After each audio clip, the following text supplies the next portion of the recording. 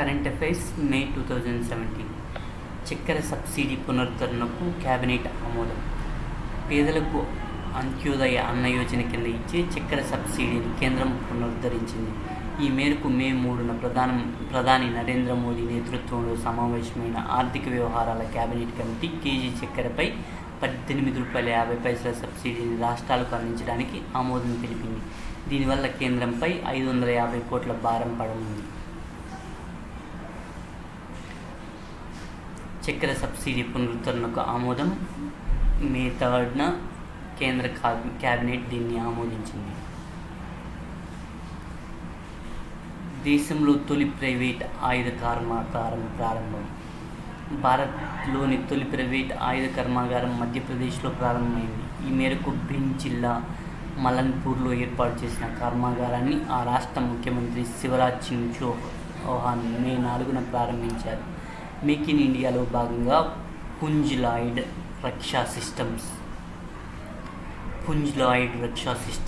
Israel weapon systems సంయుక్త భాగస్వామ్యంతో ఏర్పాటు చేసిన ఈ కర్మాగారం ద్వారా X-95 carbine and assault rifle, Galil sniper rifle, Tavor assault rifle, Negev light machine గన్లను ఉత్పత్తి చేయనున్నారు. కంపెనీలు ఏవే కంపెనీలు అంటే పుంజ్ లాయిడ్ రక్షా సిస్టమ్స్, ఇది భారత్కు చెందింది. ఇజ్రాయిల్ వెపన్ సిస్టమ్స్, ఈ రెండింటి సంయుక్త ఆధ్వర్యంలో ఆయుధ కర్మాగారం ప్రారంభమైంది. ఎప్పుడంటే మే 4న ప్రారంభించింది మధ్యప్రదేశ్ సీఎం శివరాజ్ సింగ్ చౌహాన్. ఎక్కడంటే మధ్యప్రదేశ్లోని మలన్పూర్లో. దీన్ని మేక్ ఇన్ ఇండియాలో భాగంగా ఈ ఆయుధ కర్మాగారాన్ని ప్రారంభించారు.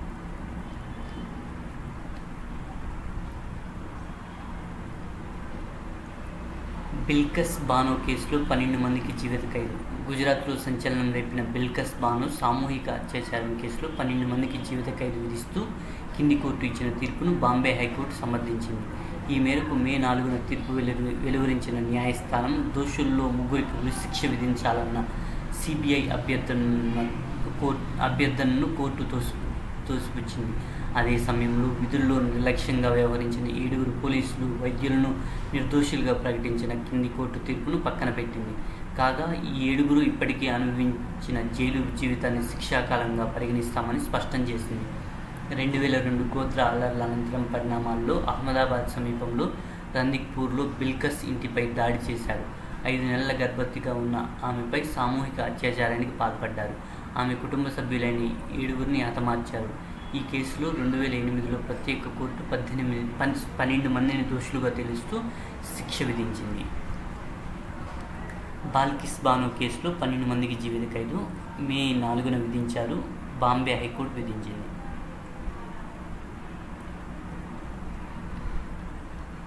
నిర్భయ దోషులకు ఉరిశిక్ష విధించిన సుప్రీంకోర్టు. నిర్భయ కేసులో 4 హంతకులకు సుప్రీంకోర్టు మరణశిక్ష ఖరారు చేసింది.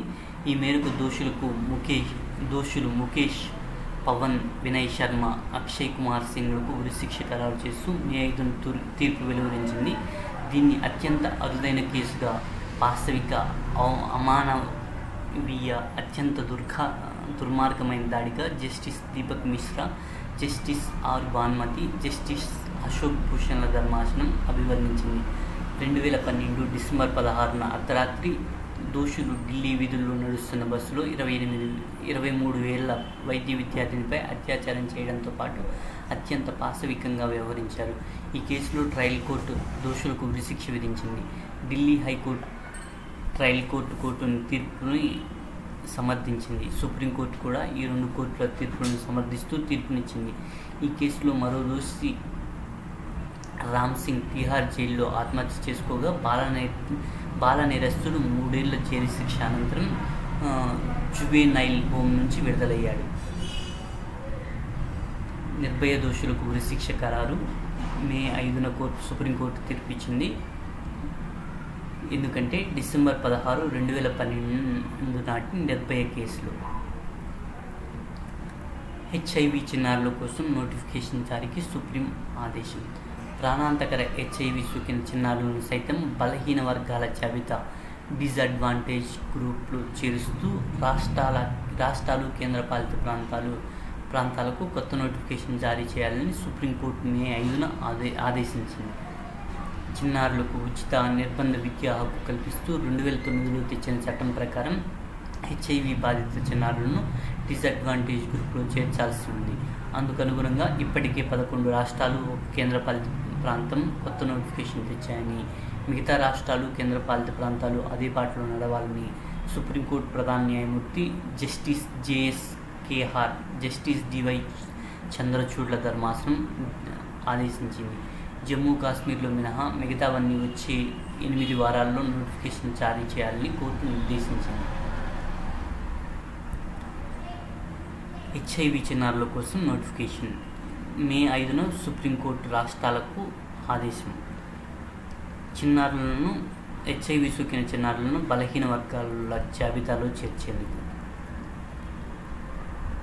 దానా కేసులో 9 నెలల్లో విచారణ ముగించాలన్న సుప్రీంకోర్టు. దానా కుంభకోణానికి సంబంధించిన రాష్ట్రీయ జనతాదళ్ చీఫ్ బీహార్ మాజీ ముఖ్యమంత్రి లాలూ ప్రసాద్ యాదవ్ 4 కేసుల్లో వేరువేరుగా విచారణ ఎదుర్కోవాలని సుప్రీంకోర్టు ఆదేశించింది. ఈ మేరకు లాలూపై నేరపూరిత కుట్ర అభియోగాలను కొట్టేస్తూ జార్ఖండ్ హైకోర్టు ఇచ్చిన ఆదేశాలను పక్కన పెడుతూ మే 8న సుప్రీంకోర్టు ఉత్తర్వులు జారీ చేసింది. అలాగే లాలూతో పాటు మిగిలిన నిందితులపై విచారణ ప్రక్రియను 9 నెలల్లో పూర్తి చేయాలని ట్రయల్ కోర్టు ఆదేశించింది. లాలూ బీహార్ జైలు ముఖ్యమంత్రిగా ఉన్న సమయంలో దానా కుంభకోణం చోటు చేసుకుంది.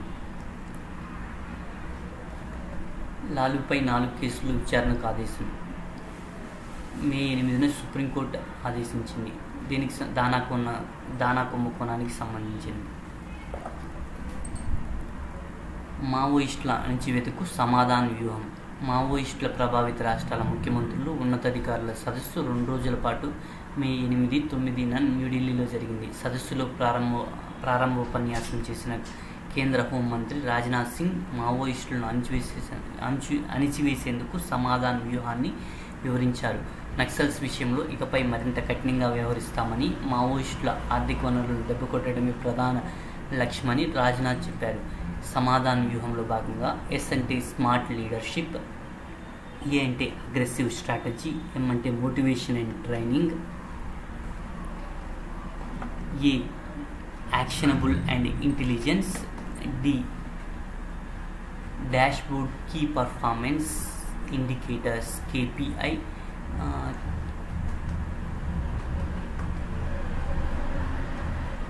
and H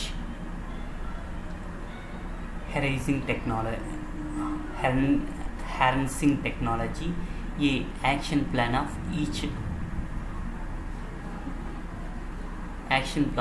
each theater, N no access to finance.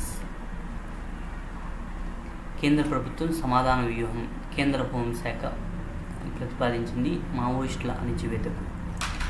Madhya Pradesh budget ఆర్థిక సంవత్సరంలో మార్పు. రాష్ట్ర బడ్జెట్కు సంబంధించిన ఆర్థిక సంవత్సరానికి ఏప్రిల్తో కాకుండా జనవరితో మొదలు పెట్టాలని మధ్యప్రదేశ్ ప్రభుత్వం మే 2న నిర్ణయించింది. ఇటీవల నీతి ఆయోగ్ పాలక మండలి సమావేశంలో ఆర్థిక సంవత్సరాన్ని జనవరి టు డిసెంబర్ విధానానికి మార్చాలనే ఆలోచనకు ప్రధాని నరేంద్ర మోదీ మద్దతు పలికిన నేపథ్యంలో శివరాజ్ సింగ్ చౌహాన్ ప్రభుత్వం తాజా నిర్ణయం తీసుకుంది. 10 ఏళ్లలో 2.37 కోట్లు పెరిగిన దినపత్రికల ప్రతులు. భారత్లో 10 ఏళ్లలో పత్రికల ప్రతుల సంఖ్యలో ఏకంగా 2.37 కోట్ల పెరుగుదల నమోదైంది. Audit bureau of circulation ABC వెల్లడించింది. ఈ మేరకు 8న ఓ ప్రకటన విడుదల చేసింది. దీని ప్రకారం పత్రికల వార్షిక వృద్ధి రేటు 4.87% ఉంది. 2006లో ప్రతుల సంఖ్య రోజుకు 3.91 కోట్లు ఉండగా 2016 నాటికి అది 6.28 కోట్లకు చేరింది. అక్షరాస్యత పెరగడం, పత్రికా పఠనం దైనందిన జీవితంలో భాగంగా మారడం, పత్రికలు వాటి ధరలు అందుబాటులో ఉండటంతో ప్రింట్ మీడియాకు ఆదరణ పెరుగుతుందని ABC పేర్కొంది. 10 ఏళ్లలో 2.3 కోట్లు పెరిగిన పత్రికల ప్రతులు. Audit bureau of circulation May 8న రిలీజ్ చేసింది. ఇది ఎక్కడంటే భారత్లో. రామానుజాచార్య స్టాంప్ ఆవిష్కరణ. రామానుజాచార్య సహస్రాబ్ది 1000వ జన్మదిన వేడుకలు. సహస్రాబ్ది 1000వ జన్మదిన వేడుకల ఉత్సవాల సందర్భంగా ఆయన జ్ఞాపకార్థం రూపొందించిన తపాలా బిల్లును ప్రధాని నరేంద్ర మోదీ మే 1న ఆవిష్కరించారు. కార్మిక దినోత్సవం సందర్భంగా నిర్వహించిన కార్యక్రమంలో రామానుజాచార్య తొలి తపాలా బిల్లును ప్రధాని చేతుల మీదుగా తెలుగు రాష్ట్రాల గవర్నర్ ఈఎస్ఎల్ నరసింహన్ అందుకున్నారు. రామానుజాచార్య స్టాంప్ ఆవిష్కరణ మే 1న ప్రధాని నరేంద్ర మోదీ ఆవిష్కరించారు.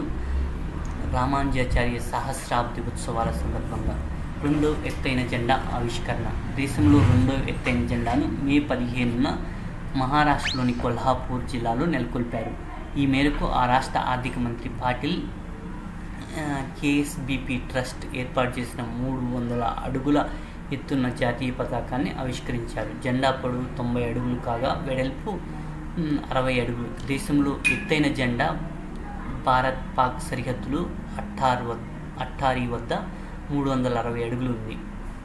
దేశంలో రెండో ఎత్తైన జెండా ఆవిష్కరణ మే 1న జరిగింది. ఎవరు ఆవిష్కరించారంటే కేఎస్బిపి ట్రస్ట్. ఎక్కడంటే కొల్హాపూర్, మహారాష్ట్రలో.